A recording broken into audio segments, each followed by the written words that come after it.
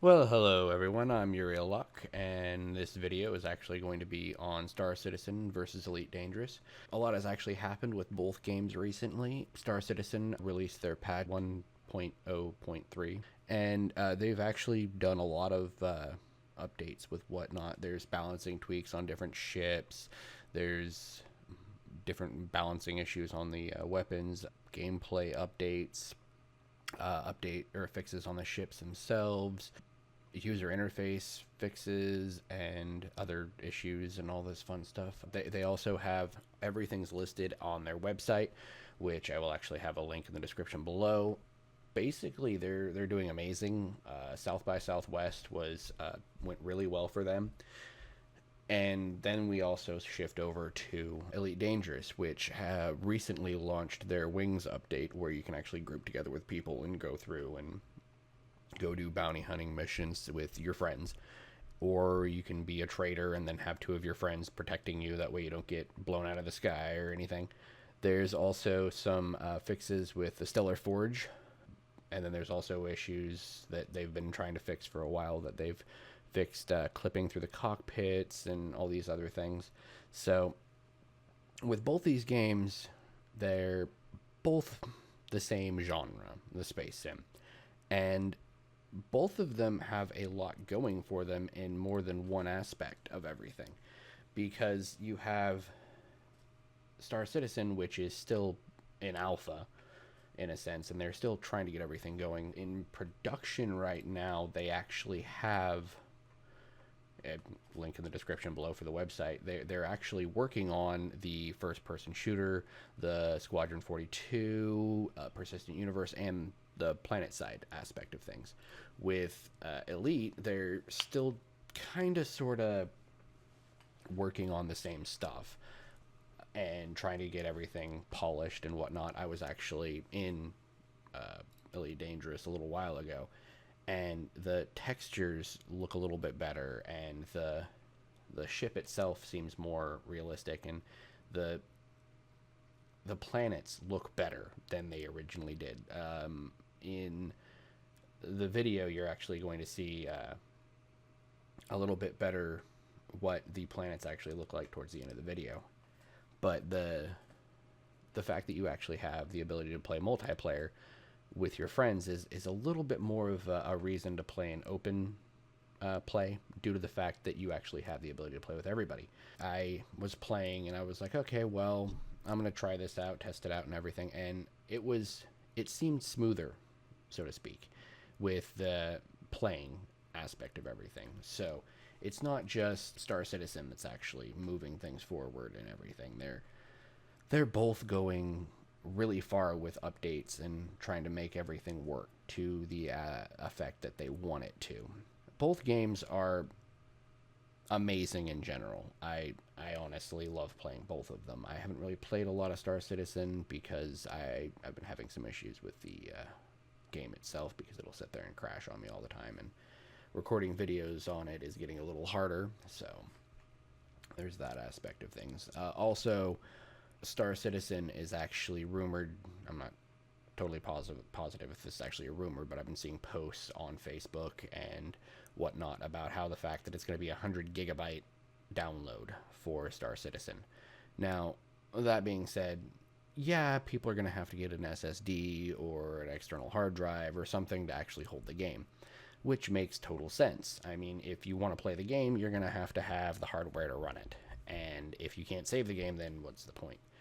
With Elite Dangerous and the comms, so to speak, for Wings and everything, it's actually a really cool add-on through everything just by looking at it all, because you have the ability to literally talk to people better now than you originally did. I personally would probably rather have a voice chat, but I don't think they actually are doing too much of that yet.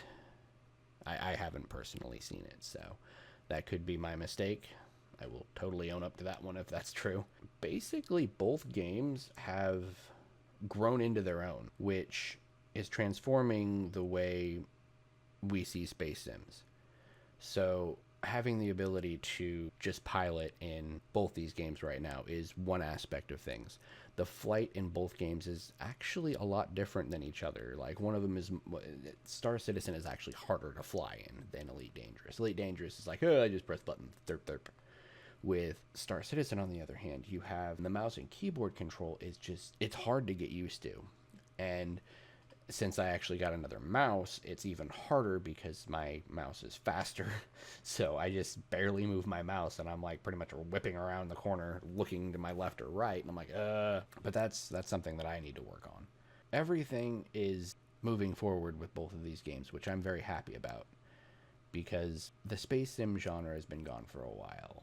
And having both these games pretty much at the same time, it's amazing, because these are two games that were built by two different companies with the same goal in mind, building the game that they wanted to build. You have Star Citizen that's so intricate and so, in a sense, hardcore because of everything. And then you have Elite Dangerous, which is a little bit easier to jump into, so to speak, from my perspective.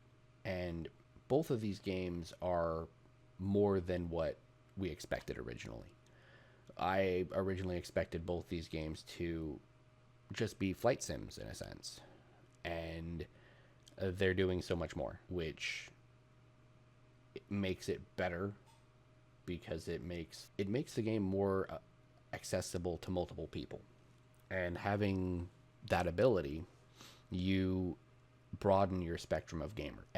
Elite Dangerous is supposed to be coming out on the Xbox One. I'm not positive on that. I've heard rumors. Don't quote me on that one. If it's true, go ahead and post it down. If it's not, tell me it's not. Totally okay with being corrected.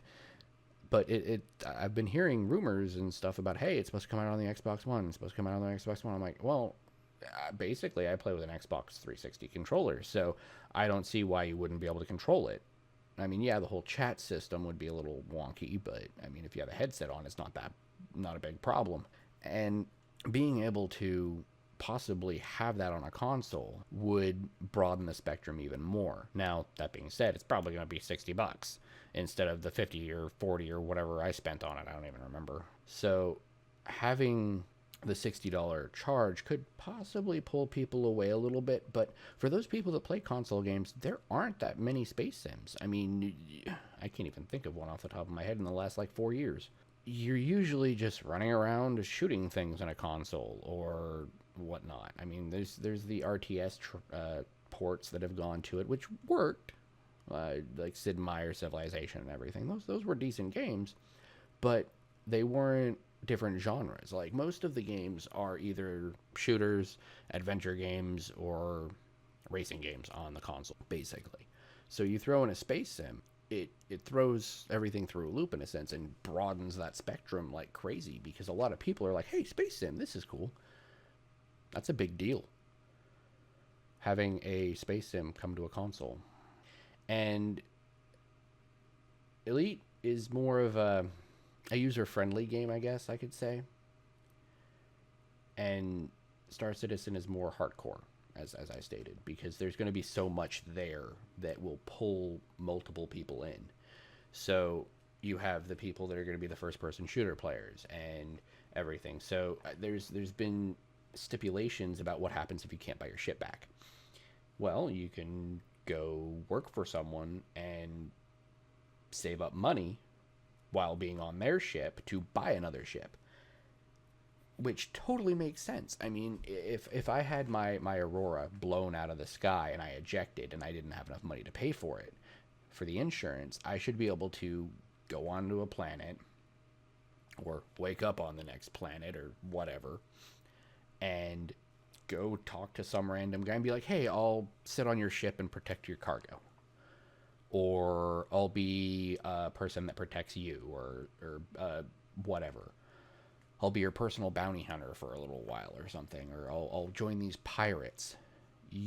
Having that ability to go from being, oh, I'm a pilot, to, oh, I'm just going to join you and work with you, also broadens that multiplayer perspective, because it's multiple ways to play the game, multiple ways to move forward in the game, and multiple ways to, in a sense, develop your character. So for people that play RP or like role playing their MMOs or whatever, that right there, that aspect is freaking amazing because you can take your character and do what you want with it. And in the end, your character is your character you designed for it. In like other MMOs, it's like, oh, I'm this character, but I have to go do this anyway because I have to level.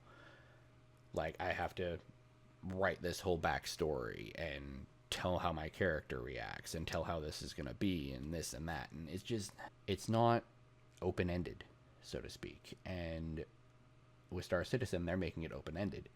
Now, I would love to see the same thing happen with Elite Dangerous and be able to walk around the spaceships and all that stuff. That'd be awesome, and then work with other people. I guess what I'm trying to say is both these games are blowing me away with what they're doing. The ability to have wings in Elite right now is freaking amazing. If I had a whole bunch of friends that I could actually play with, I mean, heck, if I had 2 friends I could play with, I'd actually do it. But I really don't have any friends on Elite right now. So, and I don't really have any friends in Star Citizen either. So, it's another reason why I'm not really playing Star Citizen very much. I want to actually have friends to play with, and I want to be able to do my own thing, but at the same time, it's like, hey, all my friends are off doing other stuff, playing H1Z1 or any of these other games. So, in essence, what I'm trying to get across here in this video is you can't actually have a versus between these two. You can't have like space sim battle where you have one ship fighting the other. I mean, technically you could, but you can't compare both these games to each other right now because of the fact that Elite is actually launched and Star Citizen is still in alpha. Now, it's making headway. It's making a lot of headway, but you can't do that because it's like gauging Call of Duty and Battlefield. They're both first-person shooters, but they're 2 different games. They're 2 separate groups of people that play those games. You have Elite Dangerous doing what they're doing and pushing Star Citizen to do better. So Star Citizen does better, which pushes Elite Dangerous to do better. And both these games are going to end up, in a sense, going head-to-head when Star Citizen launches. Yet when Star Citizen launches, the entire world is going to watch because of how much money it's made over the past few years that it's been in alpha. And it's been through a Kickstarter, and it's been through this, and it's been through that. It's one of the things that a lot of people are looking forward to. I mean, there's people saying, oh, it's going to be a flop. Oh, it's going to be this. Well, you never know. You got to test it. You got to play it. And right now, there's a whole thing where, due to South by Southwest, there's codes that you can actually get to actually play the game. I encourage you to go do that because, yes, today is the last day, but yeah, do it. If you have not played Star Citizen yet, or you haven't played Elite Dangerous yet, go buy Elite Dangerous, go test Star Citizen, because both these games are freaking amazing. And I'm totally hyped for Star Citizen, and I'm totally hyped for Elite Dangerous, which is already launched. I mean, I continue to play Elite Dangerous, and I'm not that good. So I'd like to thank you all for watching. I'm UnLocke'd. Please like, subscribe, and share my videos, and keep watching, because you never know what I'm going to do next.